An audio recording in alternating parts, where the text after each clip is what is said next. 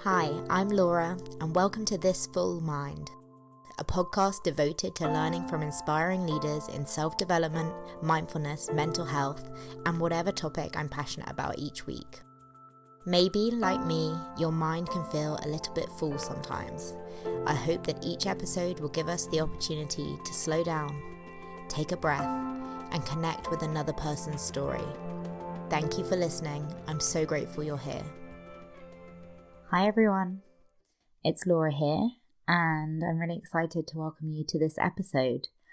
So I'm recording this intro just a few hours after I interviewed our guest today, Ryan Allen, and it's taken me a few hours actually to process just how much energy I received from Ryan during this interview. I felt so much goodness, I felt so connected to him. And I'm actually really excited to listen to it again, as I feel like there was just so much wisdom in his stories and in what he shared.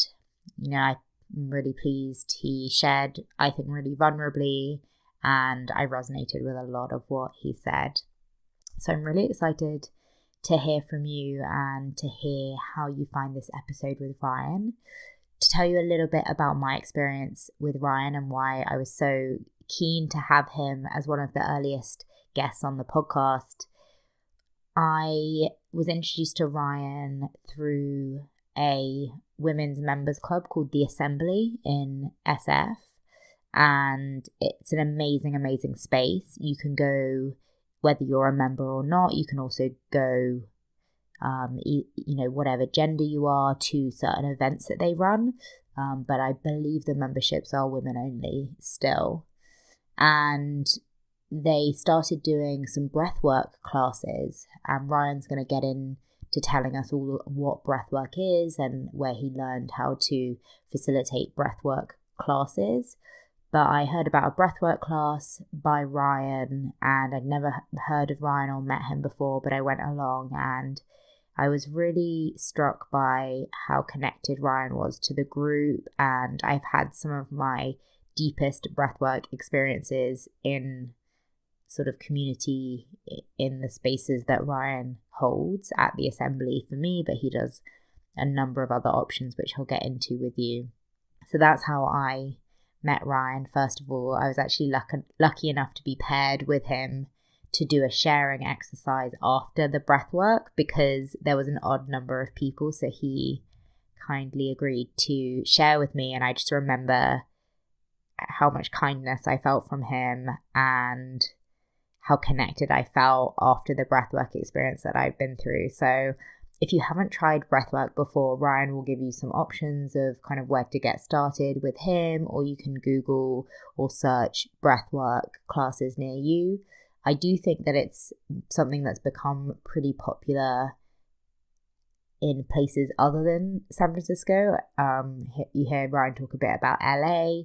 I'm not sure if it's popped up yet or in London, but wherever you are listening to this, I would love to know if you've heard about breathwork classes, and if you've tried it, what your experience was. It's something that's been really impactful, I would say, for my healing. It especially allows me to get out of my head, which is a place that I can spend a lot of time in, and into my body. So highly recommend it for anyone who also feels that they could do with connecting more with their body. But I don't really have too much else to say. I'm really just preparing to launch this podcast. I'm really excited about all of the amazing guests that I've got lined up, and have been overwhelmed so far by the people who have agreed to come and be interviewed. And yeah, I'm truly excited to have more of these conversations. You'll hear me share with Ryan a little bit more about why I want to start this podcast, and connection is really the word that I've been gravitating towards recently. And I felt so connected with Ryan after recording this, and it's made me so excited to have more conversations like this and really learn more about some of the people who I really admire. So if you Well, first of all, I hope you enjoy this episode. And if you do, if you don't, I'd love to hear. And I'd love to connect with anyone listening. If you know of anyone who you think would be great for me to have on the show, please do get in touch. My Instagram is mindfullylaura, and you can send me a message, a DM, a comment on there. And yeah, I would love to also hear who inspires you in this space and get to meet them. So thank you in advance for sharing. And without further ado, I'm going to turn it over to this week's episode with Ryan Allen. Hi, how's it going? Good. Thank you so much for joining me, first of all. For sure. It's an honor. To start with, Ryan, I would love to take 3 deep breaths together, which I think is going to help ground me. Is that okay with you? Oh, for sure. Okay, so for everyone listening as well, you don't have to change anything you're doing. Obviously, if you're driving, just making sure that you're staying fully focused on what you're doing. But no matter where you are, just seeing if you can invite 3 deep breaths into your body. So maybe in through the nose and out through the mouth.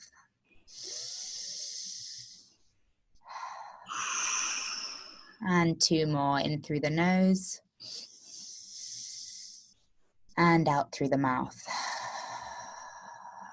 And 1 more wherever you are, breathing in through the nose and out through the mouth. So I would love to hear, Ryan, just to kick us off before we get into introducing you to everyone, what 2 words would you use to describe how you're feeling right now? I'm feeling content and full of spirit. I love that. Thank you so much. Mm-hmm. So yeah, as I said, I've been lucky enough to experience your amazing breath work, but would love to hear from you in your own words how you would describe you and what you're focusing on right now in terms of your life and your career. Well, that is a good question because I feel like words sometimes, or titles, sometimes box things in. So I have been trying to put the words that feel the most correct or the most aligned recently because things just continually shift. My work is basically guided by the needs of the clients that show up in front of me and the spirit that moves through me. So I guess the closest thing to what I do with people is some sort of work along the lines of like spiritual mentorship. So that can include all of the modalities that I use, like breathwork, coaching, meditation, and sometimes fitness, which is how I kind of got into this whole world of working with people, was through the fitness side of things. Yeah, that's such a great way of encompassing so many different talents. Yeah, I really love how you've described that. So you say that fitness was kind of maybe your entry into some of the work you're doing now. Would love to hear maybe a bit of your journey and kind of any key points that you feel looking back have led you up to where you are now. Yeah, so I guess it all kind of started when I made the decision to move into fitness because I was living in New York and I was working in fashion and beauty, and it was not aligned with any passions I had at that time. Actually, you know, it was a dream that I'd had to live basically a glamorous life in the fashion and beauty industry in New York. And then once I got it, I realized, okay, that's not me at all. That's not aligned with any sort of purpose that I feel. And so making the decision to leave New York, to leave the industry that I was versed in and to try something completely different was the first step on this journey. And so that was about 11 or 12 years ago. And I then, of course, studied and became a personal trainer. And I worked in an independent studio in San Francisco. And that gave me a lot of leeway to work with my clients in many different ways. And so over the years of working with clients, I would see them, 3 times a week, and often for years at a time, most of the clients that I had. So we had really deep relationships. And as I was doing my own personal journey of awakening and bringing awareness into my life and healing, I began sharing just personally what I was doing in my life with them. And they began being interested in things beyond physical fitness. And so I began just sharing with them things that I was learning or practicing myself. And over time, that started leading to more in-depth conversations with them. And some of them started asking me if we could just stop working out and have these conversations instead, because they became more valuable to them. And so that was kind of how coaching began. In that time, I also began just trying out different forms of meditation, and found how valuable that was for me at that period in my life, and decided that I wanted to make a class out of fitness and meditation together. So I tried that for 2 6-week periods out of the gym that I was training out of. And it went so well that it just felt like my calling. Like I needed to create this class on a bigger level, and turn that into my main focus rather than just one-on-one training. And through a pretty amazing series of events, it went from just a casual idea with no business model into actually signing a lease on my own space to teach these classes out of that space. And so I did that for 3 years, the last 3 years that I was in San Francisco. And in that space and in that time is when breathwork came into my life, when dedicated coaching became an offering that I offered, and it developed a really incredible community of people that really just trusted me and trusted pretty much anything that I suggested that I wanted to share with them. So I had this amazing group of people that after I went through breathwork training were just so open to me bringing this to them and sharing it with them. And a lot of those people became coaching clients as well because we had built up a relationship. And so that was it was like an incubator for all the ideas that I had coming together. And it really helped me trust and hone my own voice and really lean on community at that point. And then at the beginning of this last year, so almost a year ago, I decided that I needed to move to LA because it was calling me and my time in San Francisco was complete. And so I moved here. I closed my studio. And as you know, I keep my connection to San Francisco. I was coming back once a month, and now I'm coming back about quarterly to connect with all my community there and all of the amazing people that I've met that still trust me and still hold space for me as a community. And I will come there and I do group coaching with women there, and then the breathwork groups that I do at the assembly. And then here in LA, I'm fortunate enough to have my own studio behind my house, which is perfect. And here I focus mostly on breathwork and coaching. And fitness is an aspect with some clients that I work with, but mostly fitness has just been a way for me to understand people's bodies and help them connect with their bodies and learn what gifts our bodies provide us in the form of intuition and guidance. And so that's been a big focus on my mind recently. You might have seen my Instagram post that I posted yesterday about our bodies. Yeah, I did see it. It was awesome. Definitely resonated with me. I'm so glad. It's really, it's at the forefront of my mind right now, which is why I kind of brought that up.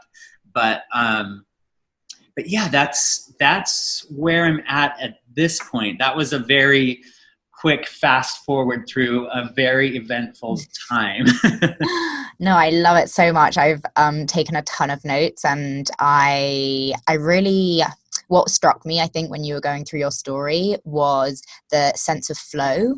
And I feel like looking back on all of those amazing experiences now with hindsight, and you're telling me the story for the first time, like I can see how every single step was leading you, to where you are now, and who knows where it's going in the future. Mm-hmm. And I just love that sense of like the flow, and I'm sure there were bumps along the way, and maybe we can get into some of that. But my first question on that is really about what you said about alignment. And you kind of said that it was started back when you were in New York and you were in the fashion and beauty industry, and it was very glamorous, which was something that you kind of thought you always wanted.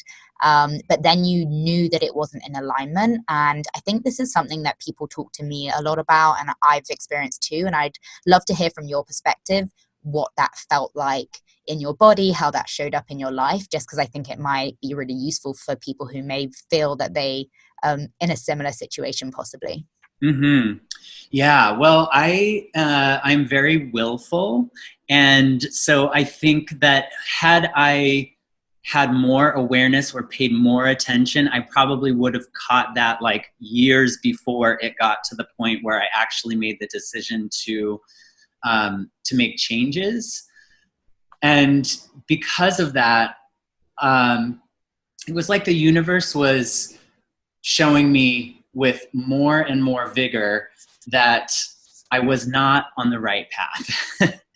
Things became more challenging. Nothing felt like it was in flow. And in fact, I started working in an office that was very toxic and like really pushed me to the edge. And it was the thing that I'm the most thankful for, because that was the thing that helped push me out of New York and really make the decision to make changes. So mostly I was getting my information from looking at the outside and seeing that it was just so much struggle, and it felt like I was going against the grain repeatedly. And then once I got some space away from New York and came to San Francisco and took the time to slow down, then I was starting to be able to feel what flow felt like, because it was just so far out of my reach when I was in New York. So that's when I started to hone, okay, I wasn't even sure when I left New York what I wanted to do with my career path, with my purpose. And so I really just slowed down for a few months and started testing the waters of like, I think that this feels aligned, and I would try. And if it didn't feel like it came with very much ease, then I knew that that wasn't the path that was meant for me. And so I did that a few times with a few different things, and fitness just started to unfold in front of me. And I had a community of people that opened themselves up to me to teach me beyond what I had learned through my training. I actually had mentors that were offering to show me everything that they knew. So that to me was a very clear sign that I was following what was meant for me. Yeah, that makes total sense to me as well. Yeah, it's kind of amazing how different those two states of being can be when we're in flow and then when we're maybe resisting or when we're out of flow. It can just the same life can just feel completely differently. Absolutely. Completely different, I feel.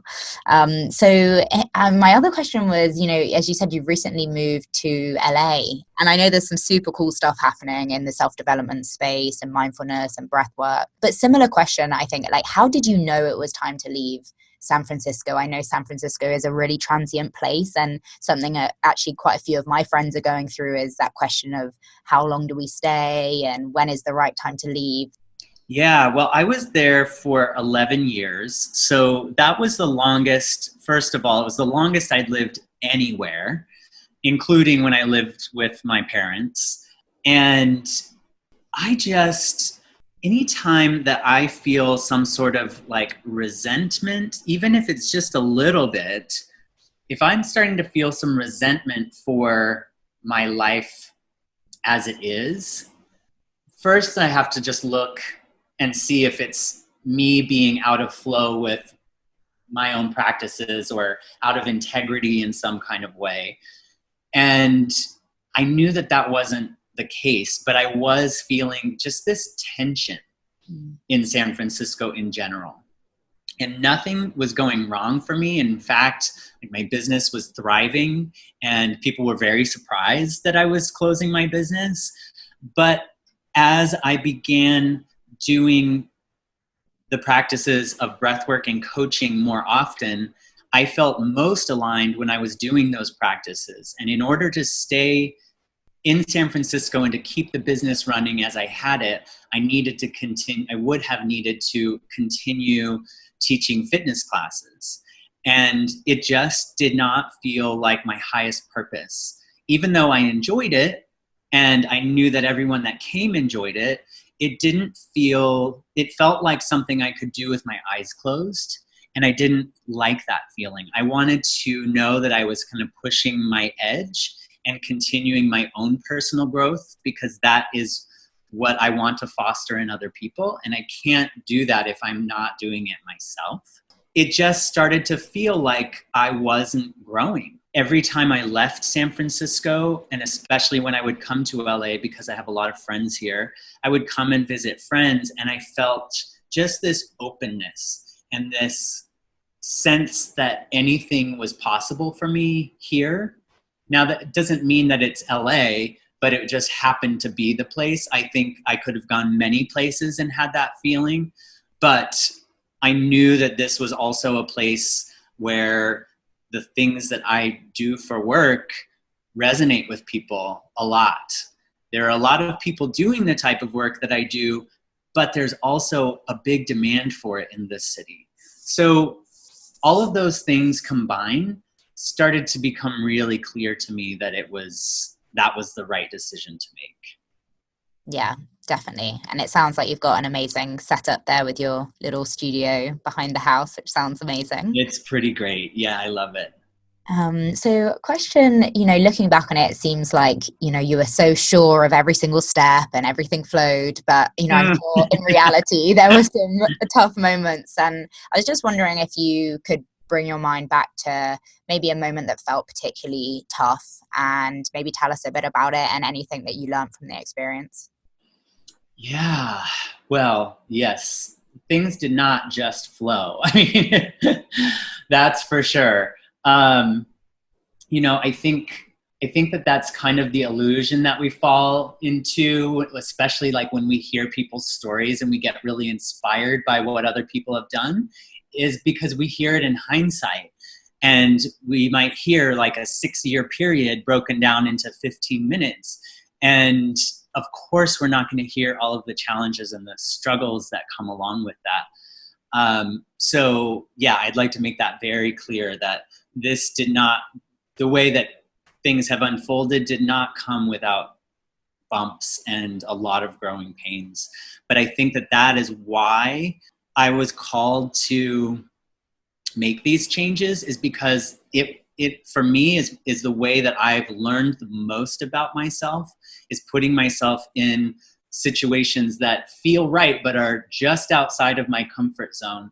And I have to learn a lot about myself and about what I'm doing. I had no idea how to run my own business. So I was very naive when I signed the lease on the studio that I had. And like I mentioned, I didn't even have a business plan.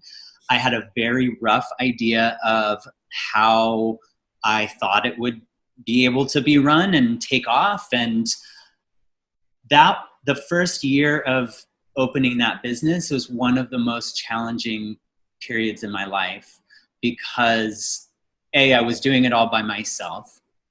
I was teaching all of these classes. I was waking up really early in the morning to teach an early class, and then working throughout the day and teaching a late class at night, and really burning the candles at both ends. And I had quite a few breakdowns within that studio.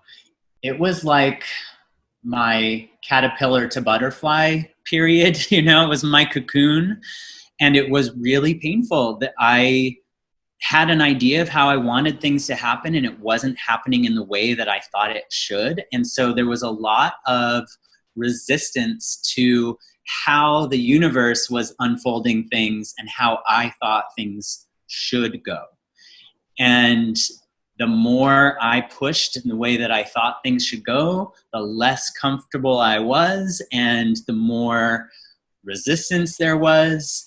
And it got to a point where I was literally in the studio by myself, trying to meditate to calm my mind, and that was not doing any good.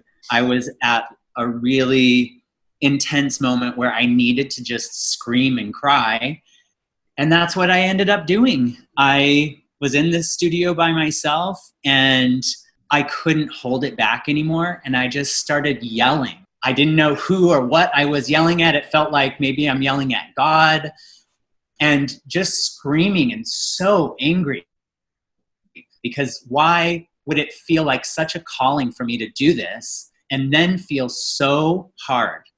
And I felt like I'd been hijacked. I screamed and I cried and I threw a literal tantrum in there because it was what I needed to do. And then I laid down and I did like maybe only 5 or 10 minutes of breath work to just see if there was some more that I needed to let go of. And I had the most amazing ideas come to me. They're like downloads that came to me almost immediately, where I had to grab my phone and start typing in all of these ideas that I had. It's the strangest thing, because it sounds like one of those things that you would read in a book or a scene in a movie where someone, the character had to be pushed to their edge in order to like open themselves up to new ideas. But that's literally what happened. That doesn't mean that then those ideas were automatically like the greatest ideas I ever had and then took off. But over the course of this period, from moving from out of New York to being here, there have been a lot of moments like that where I had to realize that I'm not in control of all of this. And it's really painful when I try to force my control, and when I can let go and trust, which is so hard in these moments. But when I can let go and trust is when things just come. And that continues to be a lesson for me on a daily basis, letting go of control. That's such a lesson for me too, Ryan. That resonates with me so much. And the words that were springing to mind as you were speaking was like metamorphosis. Like I really felt that from your story. Like you were up leveling and going through a really tough time to become that kind of next level of who you are. Mm-hmm. And then the surrender, like just the surrender and the trust. It's a real challenge, I think, for most humans. Definitely for me. Yeah. And I have a question for you actually about breath work. So I'm conscious that maybe a lot of people listening really maybe haven't been to a breathwork class yet. maybe Mm-hmm. aren't sure what breathwork is, would you mind just giving for the listeners just an overview of your view on what breathwork is as a practice? Mm-hmm. Yeah. So the breath work that I practice, my teacher, David Elliott, didn't give it a fancy name or a branded name, um, because he felt like, breath work, that's just what it is. And I can trust that spirit is going to guide the right people to this practice. So there are other forms of breath work um, that have specific names, but this form of breath work, most of the people who practice it just call it breath work. And it is easiest to be compared to like an active meditation, where the breathing pattern is unusual enough that you have to focus on it for a little while. So it gives your mind something to do. It's like giving your mind a little chew toy treat to say, okay, here, you focus on this. I'm going to drop into my body, maybe even into a subconscious state, while you continue focusing on the breath, and let that be the thing that keeps you busy for a little while. And so in the breathing, it's all done through the mouth, and it's 2 half inhales and 1 full exhale. And the first breath goes down into your low belly, and the second breath comes up into your high chest, and then it's an exhale out. And as you do that, we're moving energy through our energy centers or our chakras, and we're opening them up essentially. As you hyperoxygenate your body, you start to open up these energy centers. And as they open up, you can feel energy, first of all. And along with that, oftentimes people feel a lot of emotions because we repress our emotions. Most of us in this society repress our emotions. And then it gets stored in our bodies. It gets stored in our cells. And we hold it until there's a moment like breath work, or when we become extremely angry or super depressed or anxious, something that really calls on us to experience our emotions and let them come up and out. So often people will experience a lot of emotional release during the practice. Most people connect to themselves on a much deeper level, on a soul level, on a heart level, more than in any other practice I've experienced or heard of. In my experience, pretty much everyone comes out of a breathwork class or session having a much deeper connection with themselves, and kind of a tenderness of like honoring your inner child in some kind of way. But it also brings up a lot of mental clarity. So you can go into a breathwork session with maybe some challenges that you're working on in mind, and come out of the session with a lot of clarity and understanding around those challenges. And then especially when we do it in groups, it brings a really strong sense of community to the people that are in the group together. Yeah, I would definitely agree with that for sure. And the word again that was coming up for me when you were talking about that state afterwards, for me, it's a real openness. Mm-hmm.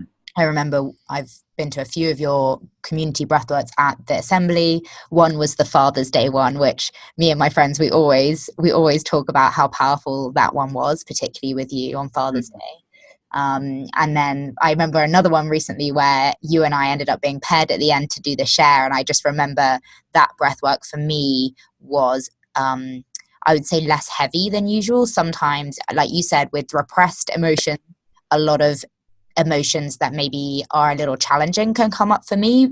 In Mm-hmm. the end, I always feel so much better having released them. But in that particular breathwork, it was just only positive, only joy, only Mm-hmm. that connection with kind of source or self. And I just remember looking at you and just being like, oh, this is so amazing. This is such a gift to the world. Like, I was much more, I don't know what the word is, but Oh, I you felt, were open. I remember the look on your face. yeah.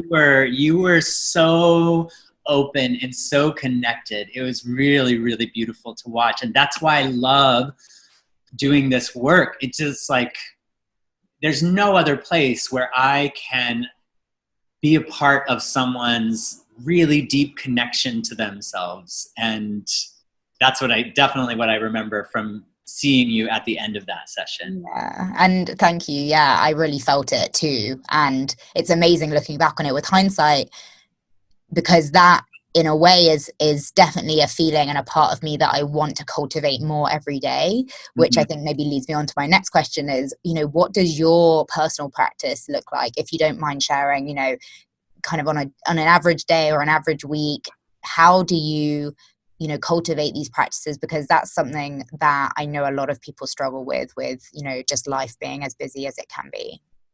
Yeah, well, it was probably about a course of like 6 months that I went through breathwork training.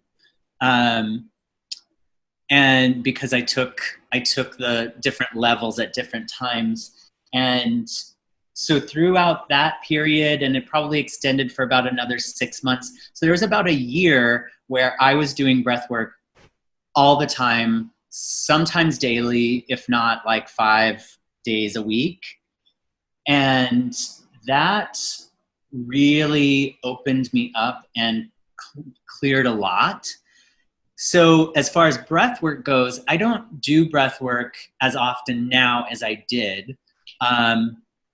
Breath work happens for me probably a couple of times a week, just like when I feel like it's needed. But the way I like to keep my practice for my own healing and my own, sense of alignment, I like to keep it pretty fluid. And like I said, if I try to control something, if I told myself, which I have done in the past, okay, when I get up, I'm making this smoothie at this time, and then 30 minutes later, I'm doing this practice, and then I'm doing another 30 minutes of this practice, and that's how I keep myself aligned. Well, that works for a little while, but then there's a period where maybe those practices aren't aligned with me anymore. Maybe I've gotten what I need out of them, or at least on a daily basis, they're not aligned with me anymore. So it's like trying to keep that relationship with self really fluid and honor what is coming up as something that feels necessary or needed. And so right now, that includes a lot of writing. I find that using my creativity helps to keep my mind clearer, and writing especially, and writing stories, because what I learned, and I just thought about it, like this was a couple months ago when I had been writing a lot, and then I slowed it down and I noticed that my mind was just on overdrive. And I was in the shower where I have my best ideas, and I had this thought of like, oh, my mind just likes to create stories. And if I'm not giving it a place to do that, then it's going to create stories anyway. And so then it starts to create stories about me or about other people, and it makes me anxious or judgmental. And so if I can write and give my mind that outlet of creativity, then it keeps me a lot more clear and open-hearted. So right now, like as often as I can during the week, I spend an hour to 2 hours writing. And I am writing a book, which feels strange to say, but it's happening. And so that requires a lot of time. Exercise, of course, is very needed for me. That helps me kind of clear my body. I use my body a lot as a spiritual tool. So stretching, breath work, exercise are all big practices for me to help me stay clear and open and aligned. Yeah, that's awesome. I love what you said about control again, because this is certainly something that I can creep into with comparing myself to friends who maybe have more of a like rigid practice that works for them, or, you know, certainly more consistency than I would say that I have in my life. But yeah, recently I've definitely been setting aside time, but then doing whatever it is I want to do. So sometimes it might be reading my book, sometimes it might be dancing, sometimes it might be breath work or meditation or journaling, or sometimes it's none of those things. But yeah, so that's great to hear from someone that I admire that, you know, that's also something that works for you. I think sometimes we can get into that comparison game. Yeah. Who's the most healed? Yeah. Who is the most clear? Yeah. Oh, absolutely. That's our egos that want to like take the ego game into a spiritual practice, which has no place for ego. Right. I know that sneaky ego. It's Mm-hmm. a tough one. I'd love to ask you maybe a slightly personal question, Ryan, and I also want to give you complete agency to not go there. So a question that's kind of coming up for me, you know, you're obviously someone who has spent a lot of time healing and a lot of time doing this deep work. Mm-hmm. And so I wonder if anything comes to you in terms of that kind of inner child healing that you've obviously done over the years, as many of us I think are working through. If one thing comes to mind, maybe a limiting belief or, you know, something, a challenge that you've kind of addressed and maybe worked through as part of your journey that you could share. Yeah. Oh, yeah. I mean, that is the work to me. The inner child work sets us free to explore anything else that we need to explore. But for me, that is foundational, because we carry so much with us that we don't even realize subconsciously we're carrying around. And most of it does stem from our childhood. And probably the biggest one that's kind of like an umbrella limiting belief that I carried with me from childhood was that I was unlovable or unworthy in some kind of way. And that stemmed from a number of reasons, but a big one being that I'm a gay man, and I grew up through the mid 70s into the 90s, and that was a time period where there was a lot of change and openness starting to happen, but it really wasn't that open of a time compared to the time we're living in now. And so I created a lot of stories about myself based on other people's perspectives of who I might have been as a gay kid. So there was a lot of work, and there still is. There's still, still pieces that I uncover, and it comes out in different ways. You know, if you're single and doing this work, it's different than being in a relationship and doing this work. I'm still uncovering some of those limiting beliefs of self-worth and how much love I'm worth. Thank you so much for sharing that so vulnerably. I definitely think that part of what allows you to connect with so many people at scale is that vulnerability and what you've gone through. I really felt with you personally like a connection, and I think the ability that you have to hold space, especially for, you know, really large groups, often groups of women, it's really commendable. And I just want to say, you know, a huge thank you, because I feel like I've had some really deep healing from all the work that you've done already on yourself. So yeah, big thank you. Thank you for saying that. You know, I feel like the people that I've trusted the most to be healers and teachers for me are people that I knew were in integrity in holding the space because they were able to do it for themselves. And there are a lot of people doing this type of work because it's needed, but also there are a lot of people doing this work, and this is kind of like me giving a little PSA, but there are a lot of people doing this work that maybe haven't done as much of the internal work that is needed to hold a deep space for people. And so I'm just saying this for people who are looking for teachers and looking for healers, that to trust your instinct. And if it feels like the person that you may want to work with has done the deep work themselves, then they'll be able to hold space for you.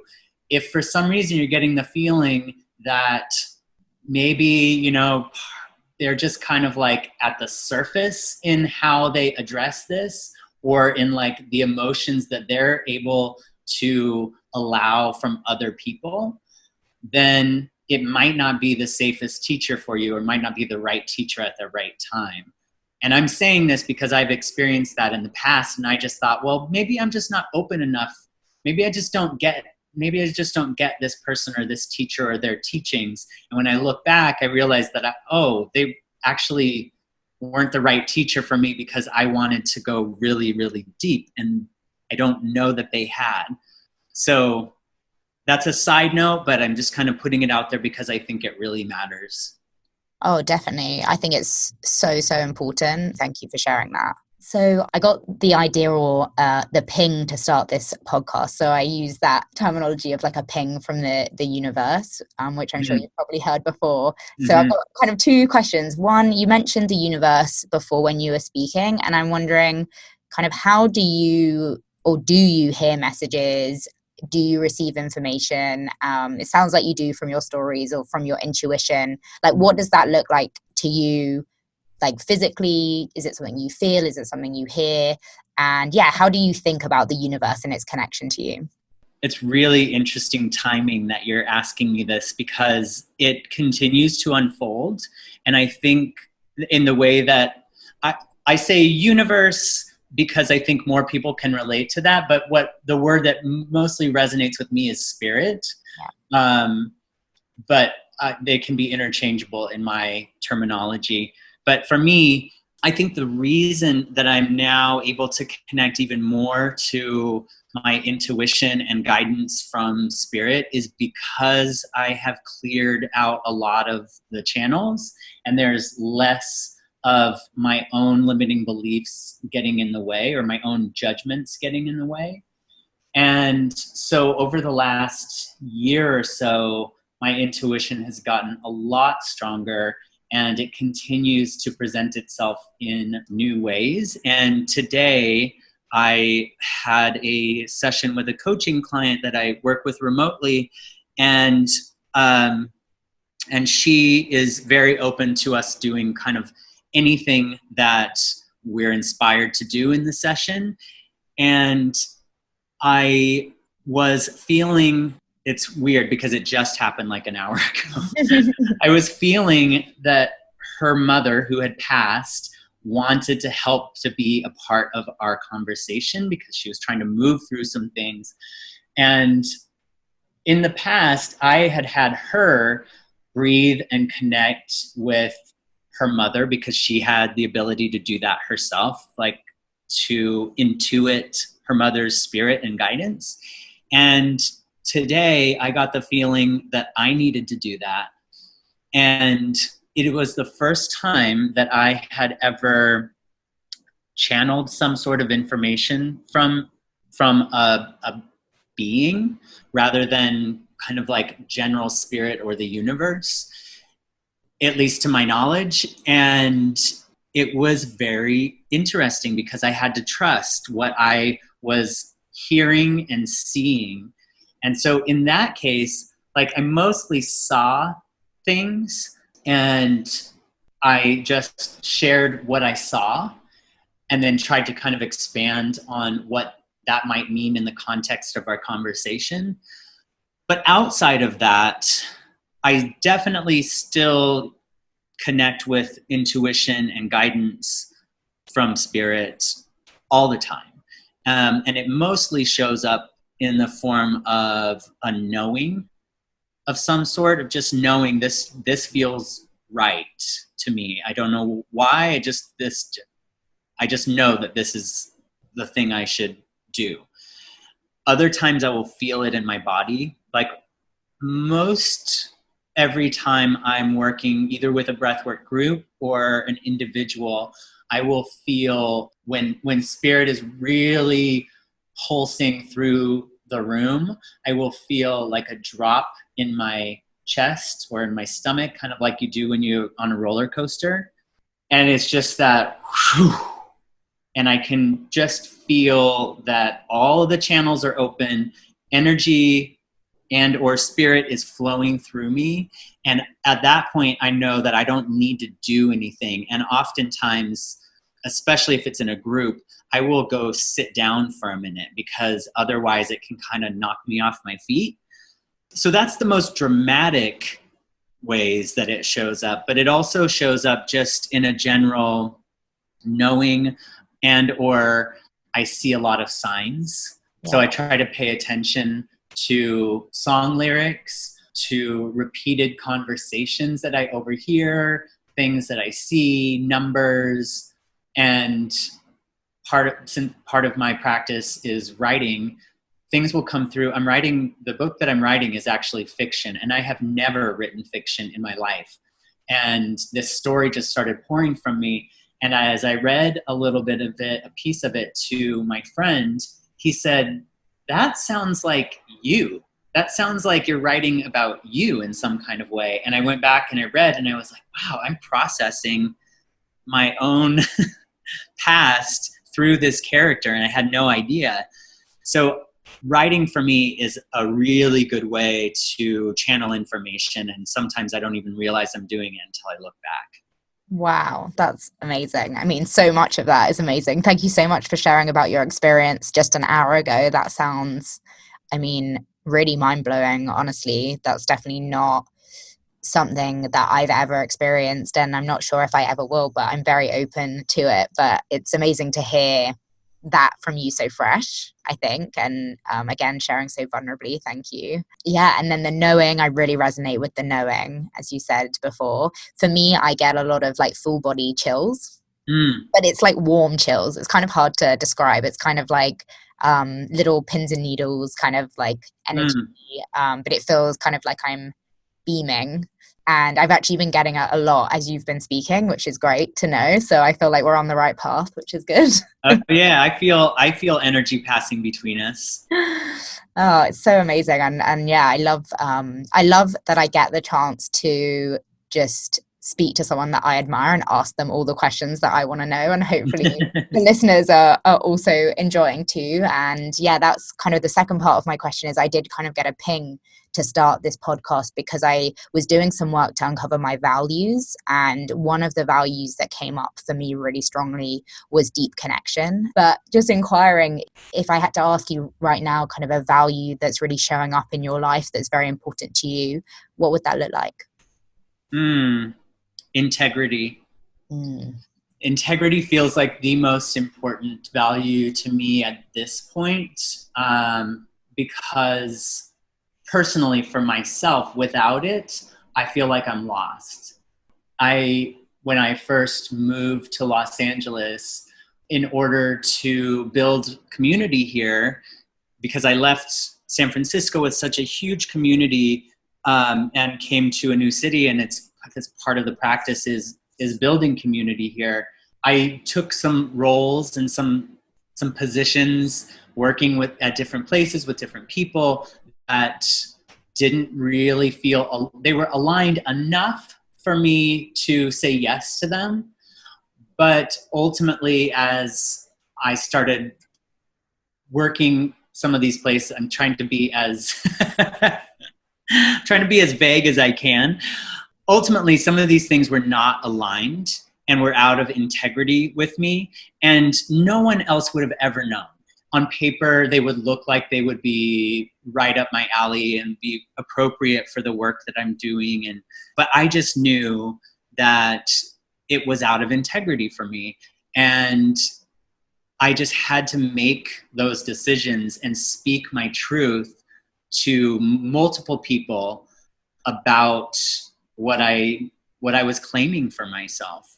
And that was not the light version of what I do, because as you mentioned, like I like to go deep. I like to be completely honest. I like to go as deep with clients and groups as allows. And anything less than that is not my highest purpose. And even if it's making me money or creating a community, it's out of integrity with me. And so I have to stake my claim for what is in integrity for me and let spirit and the universe provide from that perspective rather than diluting what it is that I do. Yeah, that's really powerful. And it makes so much sense bringing back in the alignment piece and the trust, because if you are wasting your energy on things that are not in integrity for you or not in alignment, it's going to be taking you away from those big things that are maybe waiting to come in. So it sounds Exactly. like you're definitely on the right path, which is amazing. Yeah, it's really exciting. It's only, how long has it been now since you moved to LA from SF? Yeah, less than a year. Yeah, so much I'm sure has happened in that time. So So much. thinking about right now and looking forward to the future, obviously you've got your book which you're working on, which sounds amazing. Huge congrats on that. And yeah, Thank you. can't wait to read it. Just let me know when I can pre-order. I sure will. So what, yeah, kind of wrapping up, what is really lighting you up right now in your life, and what are you excited about for the future? Groups are really lighting me up. Beyond breathwork groups, I started doing group coaching where I will take, so far it's been group coaching for gay men and group coaching for women. And I do that remotely and bring people together from different parts of the world or the country. And each person gets some individual coaching in front of the group to be witnessed. And then there's group dialogue, and watching how people soften themselves or light up when they know that they're not alone in their experience is such a beautiful thing. And there's so much additional healing that happens just by being in community. Like you said, your purpose for creating this is the deep connection. And I would imagine the community that comes along with that.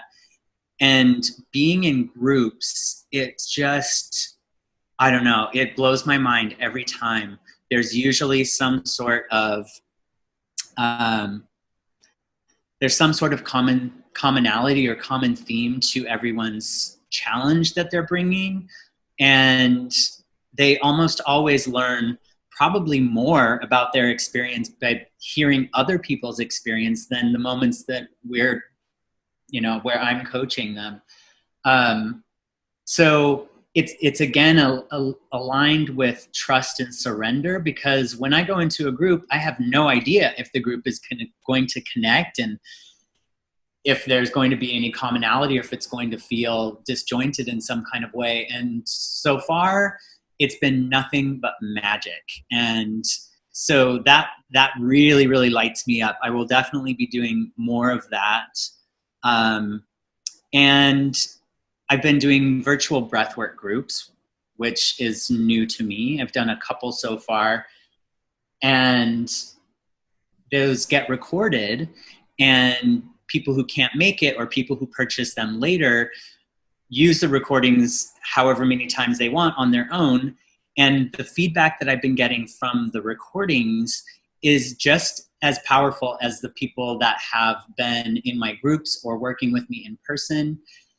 So I'm being shown that there's so much more than I'm aware of that offers healing and value to people. And two last things that I'm in the process of creating is because I would like what I've learned to be able to be shared with people who maybe don't have the chance or the opportunity to work with me, but feel aligned with me, that I have things that I can offer them. And so one of them is a deck of cards that is like a daily action type of card, where I take exercises that I give my coaching clients and I've turned them into cards that people can use on a daily basis. So it's a tool that they can help in part of their practice to keep them focused on their personal growth and their healing. And I'm I'm saying these things out loud because they're not yet in the world. And so I'm holding myself accountable for getting them out there. And the last thing is a self-study online coaching course for gay men to help them heal their past and create more self-love. So I'm really excited to be able to put these things out there that people can access from anywhere and use as much and as often as they can. Wow, that all sounds amazing. I can definitely relate to what you were saying about community. It's been a huge part of my healing. One thing that came up for me, even just I'd say in the last 6 months, was the phrase, what we don't own owns us. And as I've started releasing more shame around some of the things that I've struggled with, my biggest one that I talk about a lot is my skin and some issues that I've had with acne kind of my whole life, and then like a skin picking disorder that kind of goes along with it.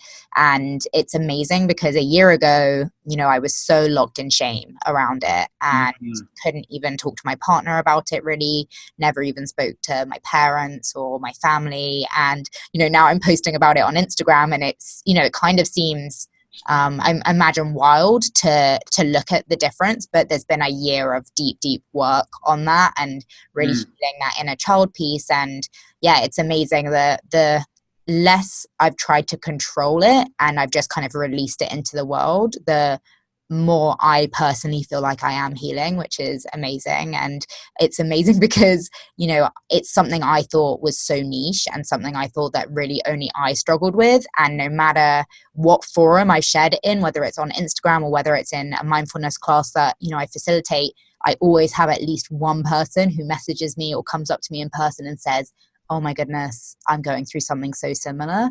And it just blows my mind every time. So now it's kind of hard for me to feel so much shame around it because I've had so many people say that they resonate or, that it's similar to them, and I don't judge them, and, I see their beauty and all of the rest of it. So the community piece, I think, is so huge, and I'm not sure if we as a society are taking full advantage of it right now. I think first of all, amazing, because isn't it incredible that our greatest pains can also then turn out to be something that becomes so fulfilling when we share it? It's beautiful. And I think that, there's so much talk about how bad social media is for us and how, it takes us out of the present moment or makes us compare ourselves to other people. And I think that it, just like any neutral thing that we use, television, food, anything that we can use or abuse, it has the possibility to have that effect. But also if we choose to use a platform like social media to share something that is so vulnerable, but also then so powerful that other people can connect to themselves through our stories and not feel alone, then social media is a game changer. Because how do people from around the world connect and share these stories otherwise? Right. I know. It's amazing. So I've just loved this so much. I'm so grateful. And I'm sure there's going to be a ton of people. Well, hopefully there'll be people listening, first of all. I'm sure everyone listening will want to get in touch with you. So what's the best way for them to find out more about your offerings? I am the most active on Instagram, and my handle there is ryan.m.allen, Allen. And I spend the most time there connecting with people, sharing things both that I'm offering and just whatever is coming to me as something that could be valuable to share. And then my website. Those are pretty much the two places that I enjoy hanging out the most. My website is ryanallen.co, and pretty much everything I offer is updated there as soon as I can. And you get to read a lot more about my take on coaching and healing, and my bio kind of shares my story there a bit too, so you can get a understanding of where I'm coming from and why I do this work. That's awesome. And we will be sure to link everything, all those links in the show notes so that people can click directly from there too. Awesome. Thank you so much, Ryan. So one more question just to leave us. I just want to leave it open to you. I know that you've already had a channeling experience today, so don't worry if nothing comes, but just an open invitation. If any messages are coming up, anything you'd want to leave the listeners with. Let's do a few grounding breaths together, and that usually helps open us up. So let's do the breath in from the nose and out the mouth.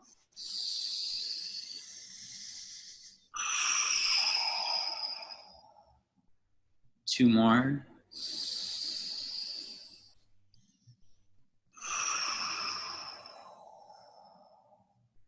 Last one.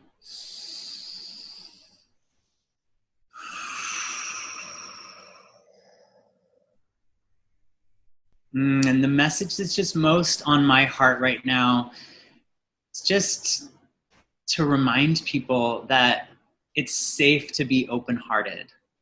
And it almost starts to bring tears to my eyes because I know how many people want to. It's our desire to be open-hearted and to connect and to be seen and to be heard and to share our voice.